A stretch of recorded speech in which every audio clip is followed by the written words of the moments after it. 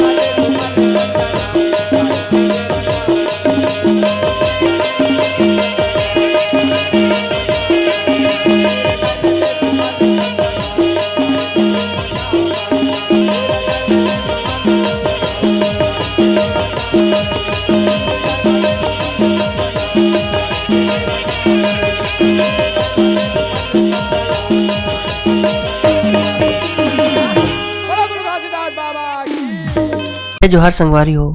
अगर आप मन ला हमार वीडियो पसंद ही तो वीडियो ला लाइक करो और चैनल ला सब्सक्राइब जरूर करो। और हाँ, बेल आइकन ला जरूर दबाओ ताकि हमार नवा अवैया वीडियो आप मन ला सबले पहले मिले। जय जोहार, जय छत्तीसगढ़।